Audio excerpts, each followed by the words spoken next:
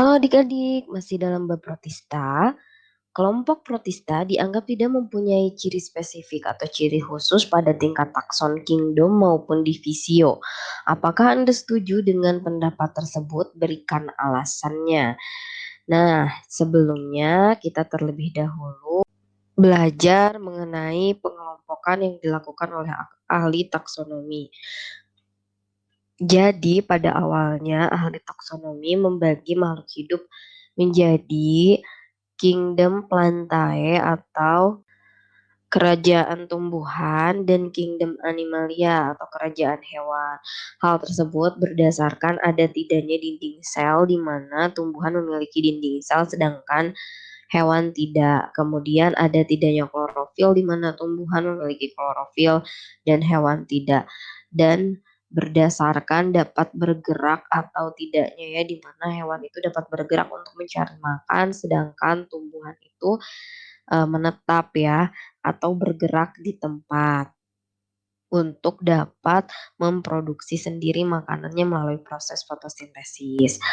Kemudian pada perkembangannya ditemukan tumbuhan yang tidak memiliki klorofil yaitu fungi sehingga kerajaan dibagi menjadi tiga yaitu kerajaan tumbuhan atau kingdom plantae, kemudian kerajaan hewan atau kingdom animalia dan kerajaan fungi atau jamur. Nah, selanjutnya dengan berkembangnya ilmu pengetahuan tentang struktur sel atau susunan sel, para ahli meneliti tentang ada tidaknya inti sel makhluk hidup, di mana sel yang memiliki membran inti sel disebut eukariotik, sedangkan yang tidak memiliki membran inti sel disebut dengan prokariotik.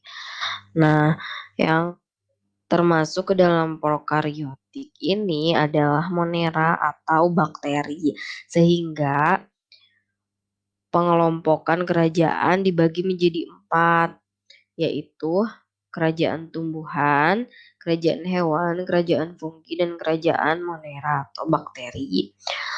Selanjutnya pada tahun 1969, ahli taksonomi yaitu Whittaker membagi kerajaan ke dalam 5 ya. Nah, yang pertama adalah Kingdom Monera ya, yang termasuk organisme prokaryotik dan kingdom protista yang kedua yang termasuk ini organisme eukaryotik. Yang ketiga ada kingdom fungi, yang keempat kingdom plantae, dan yang kelima adalah kingdom animalia. Nah, jadi jawaban untuk pertanyaannya, apakah Anda setuju dengan pendapat bahwa kelompok protista dianggap tidak mempunyai ciri spesifik atau khusus pada tingkat takson kingdom maupun divisio? Jadi tidak setuju ya, karena protista sudah memiliki ciri-ciri yang spesifik.